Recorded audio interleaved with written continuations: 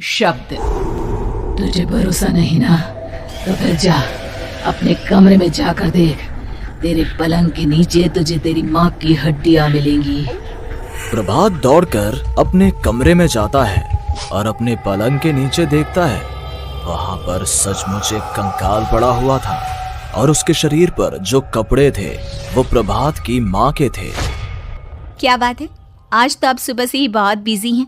ऐसा क्या लिख रहे हैं? बस एक फैमिली की कहानी लिख रहा था। जैसे हमारी फैमिली है ना, तुम, माँ और मैं, लेकिन थोड़े अलग तरीके से, क्योंकि ये कहानी हॉरर है और इसमें जो आदमी है ना, मैंने उसकी बीवी को मार दिया है। मतलब कहानी में ऐसा लिखा है। और जानती हो, उसके बाद जो बीवी है ना, वो एक बुरी आत्मा बन जाती है।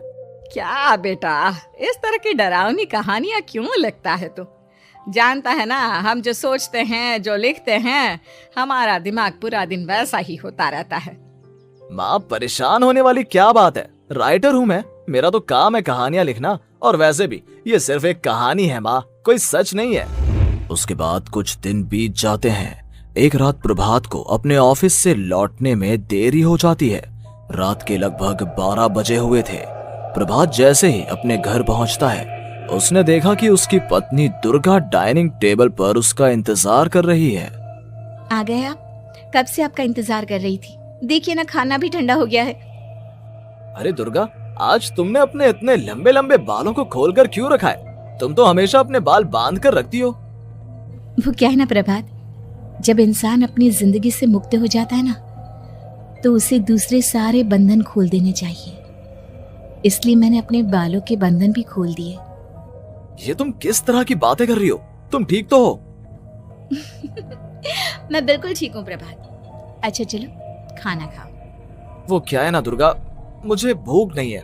ऑफिस में कुछ खा लिया था। कोई बात नहीं, मैं तुम्हारे लिए एप्पल काट देती हूँ, एप्पल खा लो। नहीं दुर्गा, मुझे नहीं खाना है, मेरा मन नहीं है यार।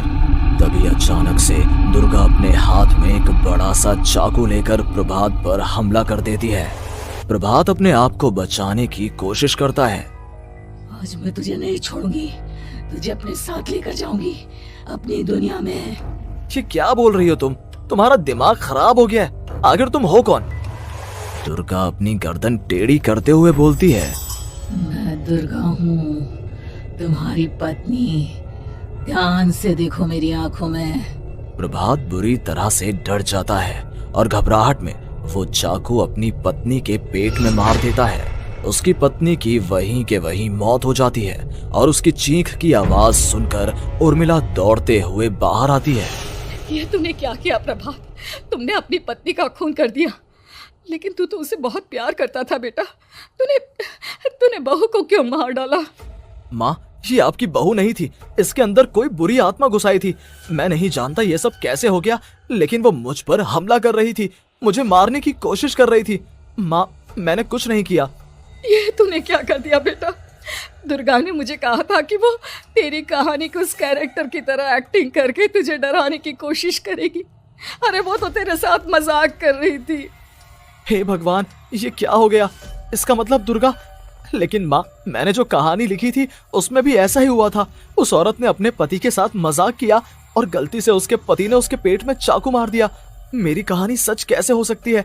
माँ, मुझे बहुत डर लग रहा है। अब ये सोच, दुर्गा की लाश का क्या करें हम? अगर गलती से भी ये बात बाहर फैल गई ना, तो तुझे पूरी जिंदगी जेल की सलाखों के पीछे रहना पड़ेगा। एक काम करते हैं माँ, हम घर के पीछे वाले बगीचे में उसकी लाश को दबा देते हैं। अगर कोई पूछेगा तो कह देंगे कि उर्मिला अपने मायके गई और फिर एक दिन हम भी अचानक यहाँ से कहीं दूर चले जाएंगे। कोई नहीं आएगा हमें पूछने, कोई नहीं आएगा माँ, बाद में जो होगा हम देख लेंगे। प्रभात अपनी माँ उर्मिला की मदद से दुर्गा की लाश को अपने घर के बगीचे में गाड़ देता है। कुछ दिन तो ऐसे ही बीत जाते हैं, लेकिन एक दिन अचानक रसोई से आ रही कुछ आवाजें सुनकर प्रभात की नींद खुलती है।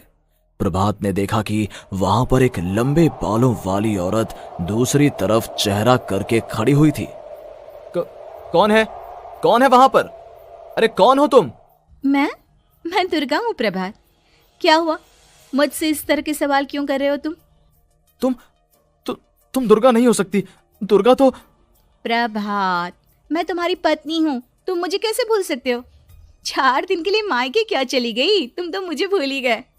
अब अगली बार ना मैं कहीं नहीं जाऊंगी। पता चला तुमने तो मुझे पहचानने से ही इनकार कर दिया। नहीं, तुम दुर्गा नहीं हो सकती। तुम दुर्गा हो ही नहीं सकती। मैं जानता हूँ ये सब क्या हो रहा है। मैंने अपनी कहानी में लिखा था कि उस आदमी की पत्नी की मौत के बाद एक बुरी आत्मा उसका रूप लेकर उसके घर में आ जाती है। तुम वही हो ना? और अचानक से खूबसूरत दुर्गा का चेहरा काला पड़ जाता है।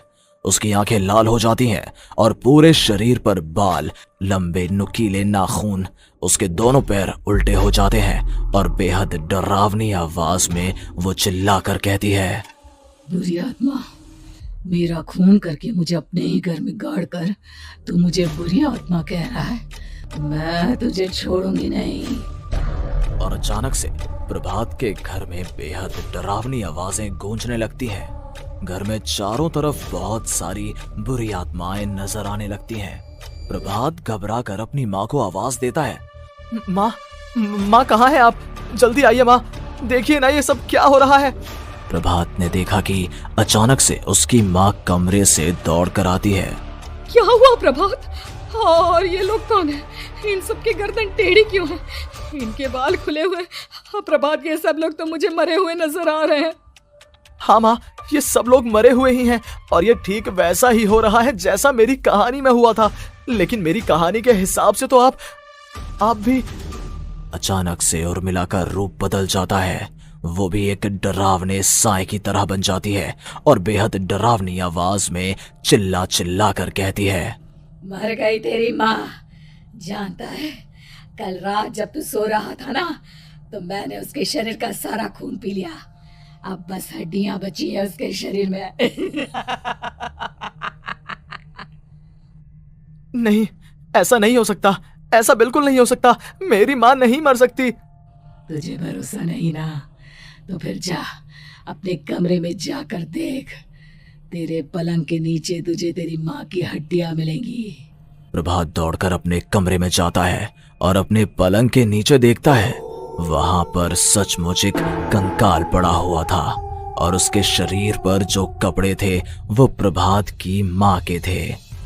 माँ, अब मुझे कुछ करना पड़ेगा। लेकिन मेरी कहानी में लिखा था कि माँ की मौत मेरे हाथों से होगी, पर माँ तो पहले ही मर चुकी है और वो बुरी आत्मा मुझे भी मार देगी। नहीं, इससे पहले कि वो मुझे कुछ करे, मुझे उसका काम खत्म करना होगा। प्रभात अपने हाथ में बड़ा सा चाकू लेकर उस बुरी आत्मा पर हमला कर देता है जिसने प्रभात की माँ का रूप लिया हुआ था, और अगले ही पल वो नीचे गिर जाती है और उसके शरीर से खून बहने लगता है। ऐसा नहीं हो सकता। एक बुरी आत्मा के शरीर में तो खून होता ही नहीं है। तो क्या सच में मैंने अपनी माँ को मार दिया? लेकिन अभी कुछ देर पहले तो फिर वो कंकाल किसका है? और ये कौन है? मैं पागल हो जाऊंगा। और अपनी माँ की लाश, इसका मैं क्या करूं? लोग पूछेंगे तो मैं क्या जवाब दूंगा? तभी वहां पर दुर्गा का रूप लेकर जो आत्मा थी उसने प्रभात से कहा, गाड़ दे अपनी माँ को, ले जाकर उसी जगह जहाँ तूने मेरा खून करके मुझे गाड़ दिया था। जा, चला जा।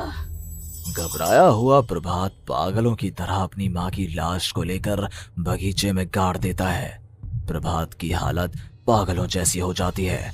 वो अपने आप को अपने घर में बंद कर लेता है। कहानी के हिसाब से तो आगे ये हुआ था कि कहानी लिखने वाले ने उन बुरी आत्माओं से डरकर आत्महत्या कर ली थी। तो क्या मैं भी मर जाऊंगा? क्या मैं भी आत्महत्या कर लूंगा? एक काम करता हूँ, मैं अपनी कहानी का अंत बदल देता हूँ। हाँ, ये मैंने पहले क्यों नहीं सोचा। मैं लिख दूंगा कि कहानी को लिखने वाला आत्महत्या नहीं करता, बल्कि कहीं दूर जाकर नए सिरे से अपनी जिंदगी शुरू करता है। यही सोचकर प्रभात ने अपनी लिखी हुई कहानी को बाहर निकाला और उसे पढ़ना शुरू किया। ये देखकर वो हैरान रह गया कि कहानी का क्लाइमैक्स तो किसी ने पहले ही बदल दिया था। ये क्या? इसमें तो लिखा हुआ है कि आखिर में उस लेखक की पत्नी और माँ दोनों बगीचे में जिंदा दफन थे। बुरी आत्माओं ने उनको कैद करके रखा था और वो लेखक अपनी माँ और पत्नी दोनों को जिंदा बाहर निकाल लेता है। लेकिन ये सब लिख किसने दिया? प्रभात दौड़कर बगीचे में जाता है और वहां पर खुदाई करना शुरू कर देता है। प्रभात देखता है कि वहां पर लकड़ी के 2 बड़े संदूक हैं और उनके अंदर से आवाजें आ रही हैं। प्रभात, प्रभात बचा लो मुझे। अगर थोड़ी देर और हो गई तो वो मुझे छोड़ेगी नहीं। बेटा देखो, मैं इस बक्से के अंदर बंद हूँ, प्लीज मुझे बाहर निकालो। वो बुरी आत्मा किसी भी वक्त मुझे मार डालेगी। प्रभात वो दोनों बक्से बाहर निकालता है और अपनी पत्नी और माँ दोनों को आजाद करवा लेता है। लेकिन तभी वहां पर अचानक से एक बेहद डरावनी और खौफनाक दिखने वाली औरत आ जाती है। तुझे क्या लगा था इतनी आसानी से अपनी पत्नी और माँ को बचा लेगा? बस 5 मिनट और उसके बाद अमावस का चांद आसमान में आने ही वाला है।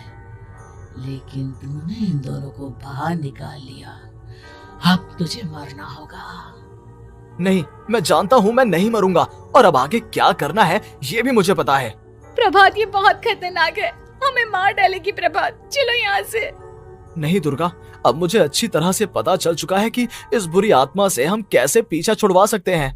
और इतना कहकर प्रभात अपने हाथ में पकड़ी हुई सिंदूर की थैली उस बुरी आत्मा के ऊपर उछाल देता है। कुछ ही देर में वो जमीन पर गिरकर राख में बदल जाती है।